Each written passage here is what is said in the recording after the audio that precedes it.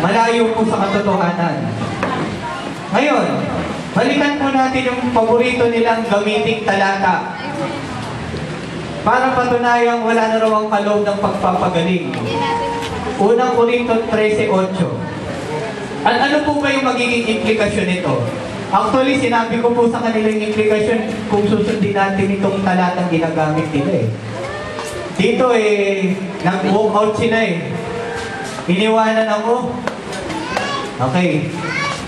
Matatapos ang kakayahang magsalita ang pagpapahay ng salita ng Diyos.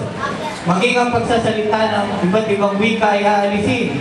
Ang kaalaman man ay mawawala, ngunit ang pag-ibig ay walang hanggan. So, magiging implikasyon po nito, unang-una po wala po ditong binabanggit na mawawala na yung kaloob na pagpapagaling. May binanggit pa rito sa talatang ito. So, mga tuwid, dinadagdagan lamang nila yung hindi nakasulat. Pandaragdag po yun. Pangalawa, ang ginamit na talatang ito, sa talatang ito, future tense, hindi past tense. Aalisin, hindi inalis. At kung sasabihin, kung pakikinggan po natin yung kanilang interpretasyon na nawala na yung pagpapagaling dahil dito sa talatang ito, lumalabas, nawala na rin yung kakayahan sa pagsasalita ng iba't ibang wika. Paano po yan? May mga kakilala akong pastor, marunong sa iba't ibang wika. Wala na, ipipipi na tayo. Wala na inalis na Okay? At kung susundin po natin ang kanilang interpretasyon din, na dahil sa talatang ito, nawala na raw yung kaloob ng pagpapagaling, nabanggit dito, mawawala ang kaalaman. Kung iniliteral nila ito na inalis, ibig sabihin, wala na tayo totally kaalaman. Bobo na tayo. Ganun po ba yun? So, talaga napaka-irrelevant po. Nung sinabi ko po yan sa kanila, actually, sasabi nila, sige, pag-aaralan po muna namin yung sinabi nyo. Alis po muna kami, bukas po, nandito po kami ulit. Itanong nyo po ulit yan at sasagutin po namin. Ganun po yung technique po nila Ganun bumalik po kinabukasan, wala na Wala na. Tumakbo na nga. 5 minutes. Ngayon, ito po, kailan po ba mawawala yung sinasabing pagpapahayag ng salita ng Diyos, pagsasalita ng iba't ibang wika, at yung kaalaman? Sa panahon bang ito? Ito po, ituloy po natin. Ngunit pagdating ng ganap, mawawala na ang hindi ganap. Doon po yun. Pag nagkaroon na po ng kaganapan, ano po ba yung kaganapan na yun? Yun po yung eternal life. Dahil sa buhay na walang hanggan, iisa na lamang po yung wika na ano po natin, na sasambitin natin. Pero yung pag-ibig na yun, nagpapatuloy po yun. So ang tanong, naging galap na ba? Hindi pa aantayin pa natin lang yung talagang buhay na walang hanggan. So hindi pa talaga ganap. Hindi pa nawawala yung hindi ganap. Ilang minuto pa ako? 4 minutes. So yun po. So dito po, ang kaloob ng Espiritu, wala na Espiritu, nagpapatuloy pa rin yan. Kasi hindi mo pwedeng walain yan. Nakasulat po sa Biblia yan So yun naman po. Salamat po sa inyo.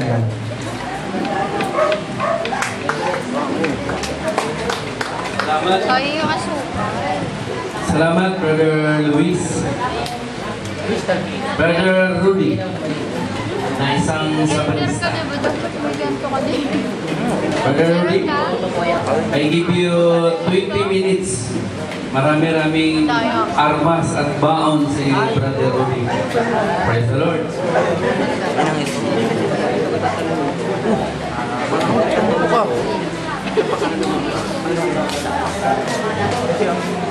Walang tama din ako yun.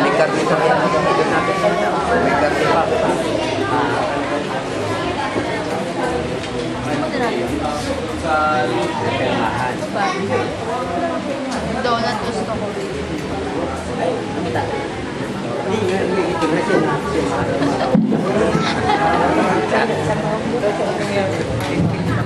Pantay yung dito eh, hindi maabot eh.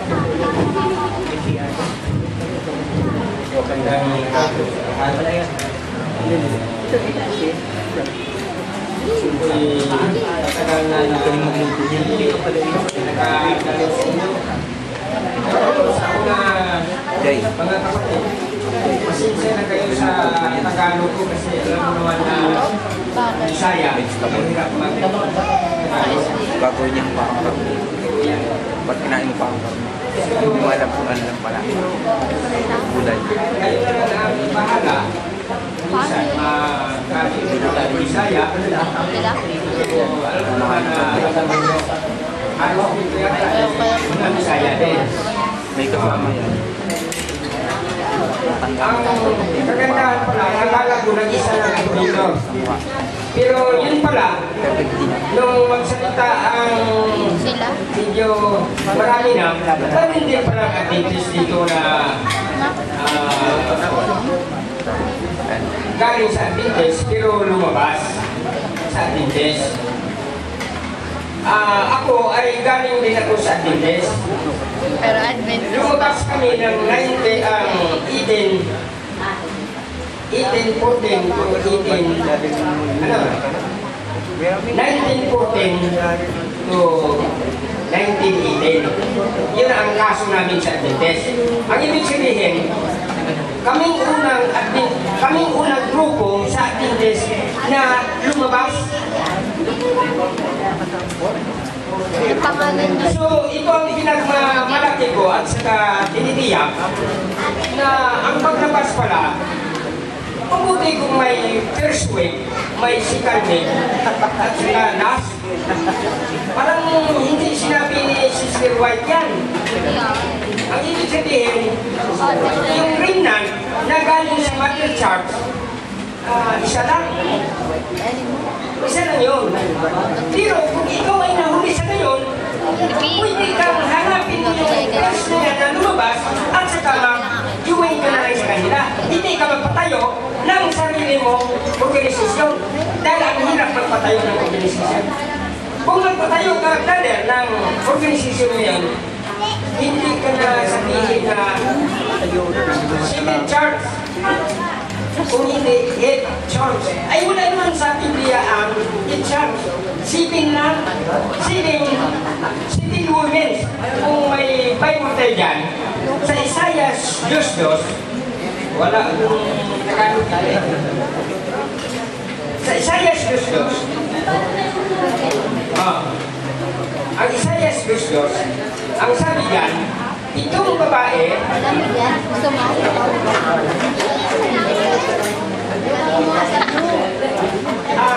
Pablo dos pala, sorry.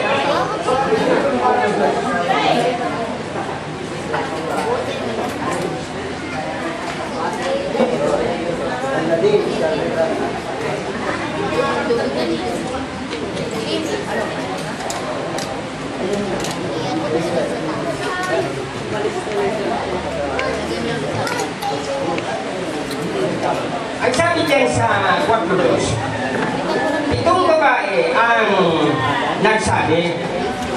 Sabi niya sa isang lalaki, asawahin mo kami upang mawala ang kadustaan sa amin kasi wala kaming asawa. Ito ay nagsimulo sa ating huling panahon na sa New Testament. It was Jesus Christ na may itong babae na gusto mag-asawa sa kanya. Pero, hindi sabay-sabay. Ito ang hindi na nakuha ng iba. Nag-akala nila, ang itong iglesia ay sabay-sabay na naglabas sa mundo at saka sila ay tinutunan sila na totoo na asawa ni Kristo. Hindi. Sapagkat si Kristo ay hindi siya poligami. Hindi siya katulad ni David, ni Solomon na sinasabay. Nakuha ninyo, brother? Hindi, ano siya, hindi ganyan. Isa-isa lang. So si Kristo, nagbayag siya ng tawag na libos. mo na ang asawa mo ay hindi pala virgin, pwede mo magsulat ka ng tickets divorce. Kasi ang kailangan, virgin lang. So si Kristo, ang una niyang asawa na Episo, talagang virgin yun. Ang kaso niya patutok din yun ang iglesia na yun. Sapagkat, dinay niya si Kristo. Kung basahin natin ang Mateo 20, 29, ano? 29, ano? 20 verse 29, ang sabi niya, sabi ni Kristo, sabi niya, kayo sabi niya Israel, gusto ko sanang ikunin kayo at saka ilagay ko sa ilalim ng aking mga pakpak. Pero ayaw nyo. Sabi niya sa Jerusalem, ayaw ninyo, sabi niya. So ako sabi niya, itong simbahan, sabi niya, sa inyo na ito. This is your church anymore. Hindi na sa akin. Kaya lumabas si Kristo. Nung lumabas si Kristo, hinabol siya ng mga disipulos. Sabi ng disipulos, paano naman ito? Iwanan ba natin itong Jerusalem na ang ganda-ganda na mga kontaina niya, mga gulawan yan? 7 wonders of the world. Sa panahon ay iwanan ni Kristo. Kaya nagsagot si Kristo, hindi. Darating sa kanyang panahon na ito ay buwagin na walang papatong na bato sa kato. Ang ibig sabihin, ang unang charge na patutok, kaya naglabas ang rinar, nagiging iskena. So, sunod-sunod, ang patutok din ng iskena na apostase. Hindi na apostase. Parang ito, muna dito. Dahil may naalaala ko kanina na sa baptist. Ang salita ni Pastor. Alam mo ang baptist, ito sila, ikalimang church. Protestant Reformation sila. Pero kung hindi na patutot ang pang-5, hindi lalabas ang pangalan, hindi lalabas ang Seventh-day yun ang salaysay niya. Dapat intindihin niya yan na kung hindi patutot ang baptist, hindi lalabas ang Philadelphian Church at saka hindi rin lalabas ang pang-pitong iglesia. Nasa atin ngayon. Tayo ngayon, sa ilalim tayo ng periodo ng Laodicean Church na ang kahulugan hindi naman mainit, hindi naman malamig. Kaya nga, isuka tayo. Huwag ka magsabi na hindi ka sa Laodicea. Because Laodicea is a period. Hindi yan isang church na. Periodo. So sa period na yan, dito tayo, bilang tayo sa Philadelphia, sa Laodicea. Ang kagandahan ng dito, sa Philadelphian Church, sa Laodicean Church, is self-satisfied church. Kung basahin nyo yan sa Revelation, Grace 14, ang kabisang katapusan. Basahin nyo yan, self-satisfied church. Kasi ang sabi ng babae niya, sabi niya, wala na kami kailangan. Wala na kami hindi kami na lang kailangan. Kami, mayaman kami. Sabi ng iglesia na yan, tayo yan. Isipin ninyo yan na tayo yan. Hindi ka makalabas ka dahil kung lalabas ka, mahulog ka doon sa ibang mundo siguro, mahulog ka sa galing sa earth. So hindi tayo makalabas sa peligro na yan. Laodicea. Na ang iglesia na yan, ang panahon na yan, ang galing ng iglesia, ganito. Self-satisfied. Ibig sabihin, pumunta ka sa Catholic friend natin. Sabihin mo ka din, ako na naman ang magsalita yan. Hindi na pasalitay kayo. Hindi. Maswerte tayo mga dito Although na we are in the period of Laodicean, pero sila brother, open heart sila na pwede masalain. So hindi lahat ang church. Pero ang kasulatan nagsabi na it is essential. Wala tayong masawa, no? Ibig sabihin, bad yun rin. Pero, may tayo lang ang minority. Kahit kukunti tayo, pero kukunti lang ang malulas. Yung bukas lang ang puso nila sa pagtanggap sa atin, yun ang may pag-asa. Sabi ko pag-asa lang, hindi yan ang sabi ko pag-asa. Oo, pero yan tulay sa kaligtasan. Amen.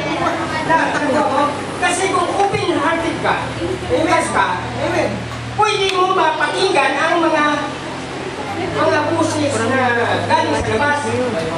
Revelation 8, sabi niya, labas kayo dyan. Hindi ko pwede ma-ligtas ka. Kasi ang sabi, labas muna kayo dyan. Ibig sabihin, maging church kayo na keep out. Hindi na kung magpasok kayo dito, hindi yan ang ibig sabihin. Kung maglabas ka dito, yun ang tinatawag na church. Because ang definition kanina ni Pastor, church is put up once. Kailangan mag-aral tayo na ang isang Kristiyano kasi, according to Galatia, chapter 1, 6 and 11, there is no second-class Christian. Christianity is always first.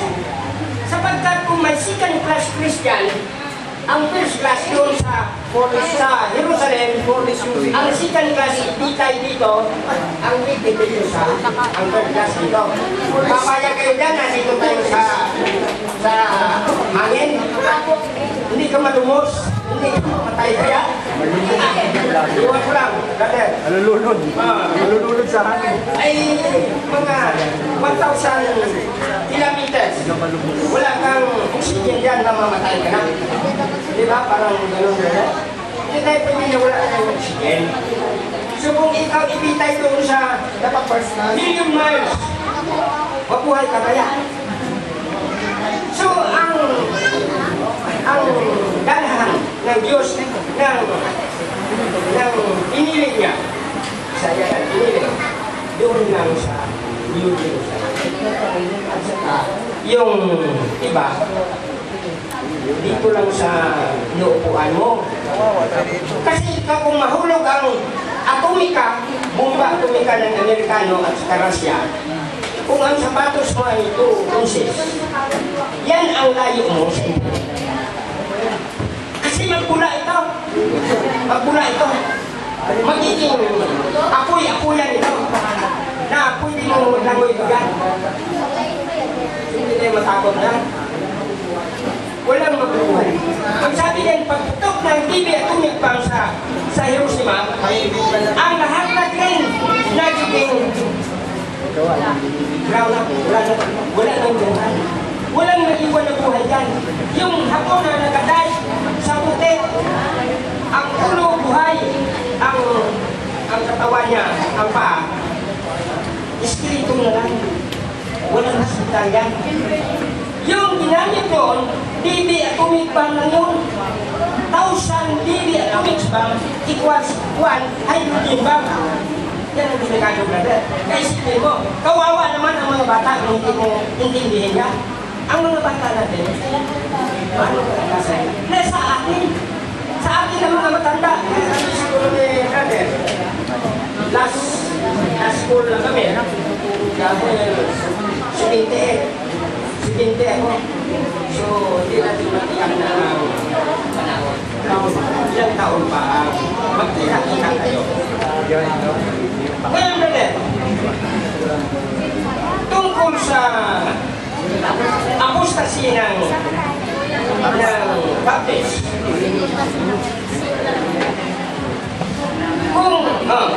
Kung ang isang church may tinatawag na prinsipyo na ang nakasulat, be silent.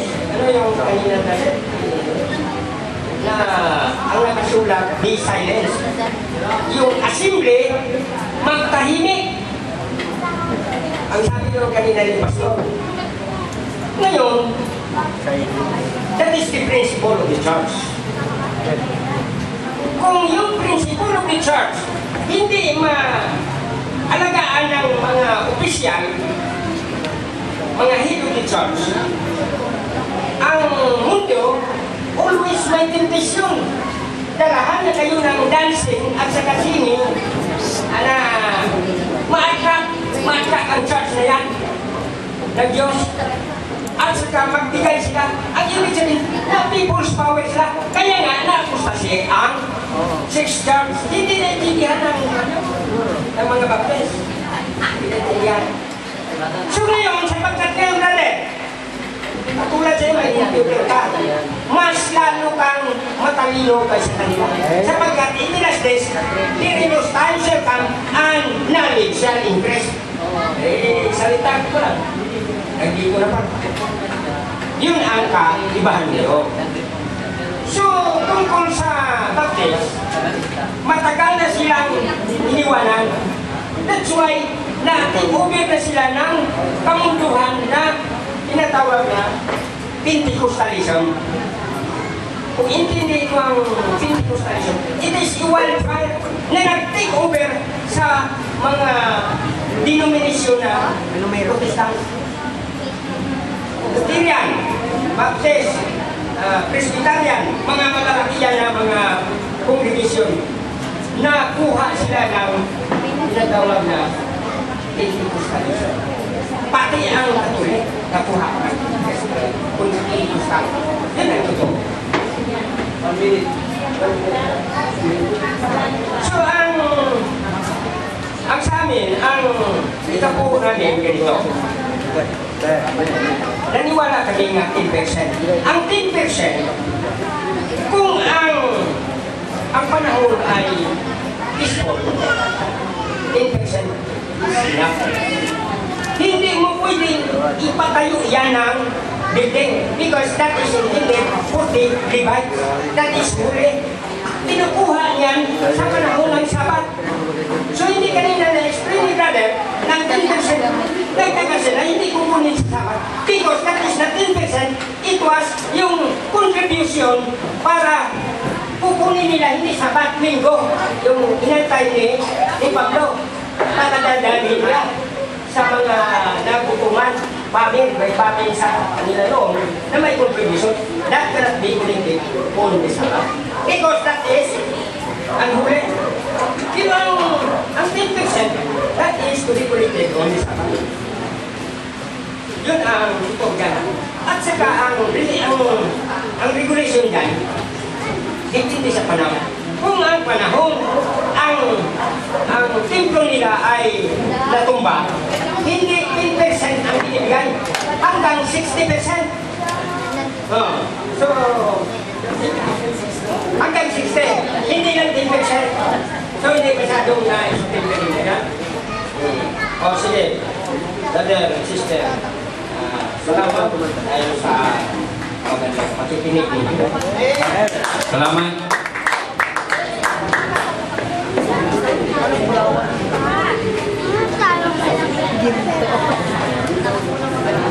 Okay. Sino bang gusto mag-present? Kung wala na mag-present, tawagan ko si brother. Meron pa ba? Meron? Kung wala na, tawagin ko si brother Jerry. Pwede bang kumanta? Present po yung atin pong tema. So, ikaw tayo, gusto mo mag-share? Okay, I will give you 20 minutes. Sige po.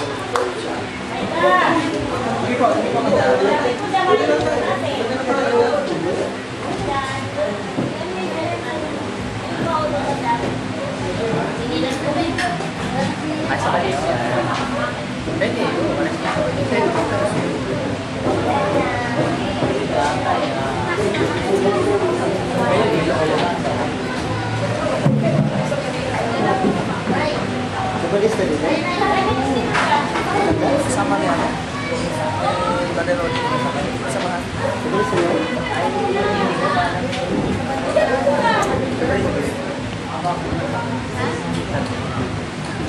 Magandang hapon po, mga kapatid. Sabi naman magkakapatid tayo. Isang ating nulong babae. Ano ba? Doon lang tayo galing eh.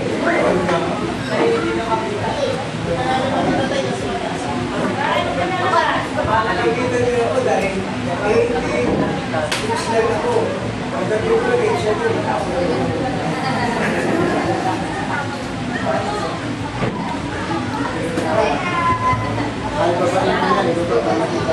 Lemenan. Mga kapatid, ang si Mano. Yes, siya.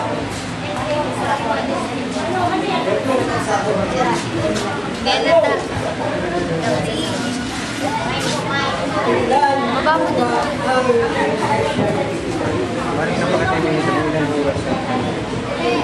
Depende na sa memory. Kasi wala po siyang battery. Diba? Direct.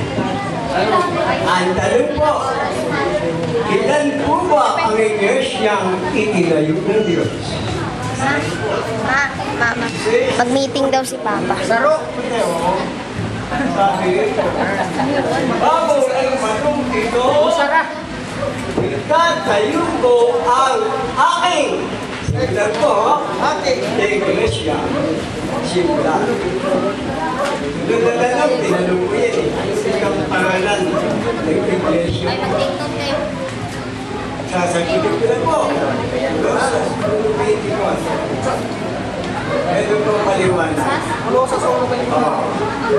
Verses 24. Amen.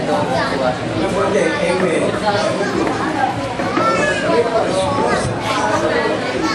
Basa. Basa. Ngayon, nagkagalak ako sa aking mga hirap. Hindi ko katawan. Katawan ng Diyos. Dahil sa inyo, at aking pinupunan sa akin ang mga pula ng mga hirap ni Kristo sa aking laman, dahil sa kanyang katawan na siyang iglesia. Ano ba yung iglesia? Katawan ni Kristo. Sabi sa'yo. Wala ko yan. Sunod natin tanong. Pagkilala na yan. Kung ang iglesia, sabi kanina, mga tao, totoo po yun. Patutunayan ko. 12:27 ng unang Korinto. Amen. Ito po ang paliwanag. 12:27 ng unang Korinto. 12:27 ng unang Korinto. Kayo nga, ang katawan ni Kristo, ang bawat isa sa inyo, sama-samang sangkap niya. Okay? Yan po ang iglesia.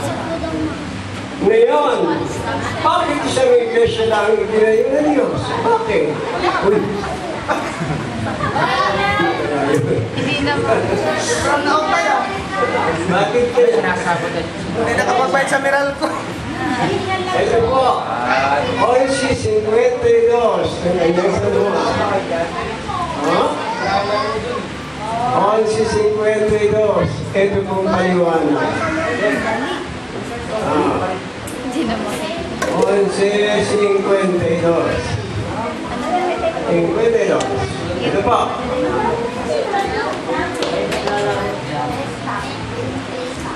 At hindi dahil sa bansa lamang, kundi upang matipon niya sa isa ang mga anak ng Diyos na nagsisipangalan.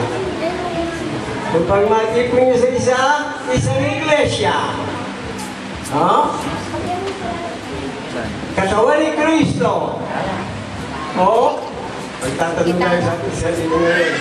Ano yung ba nasa katawan ni Kristo? Isang katawan lamang sa isang iglesia.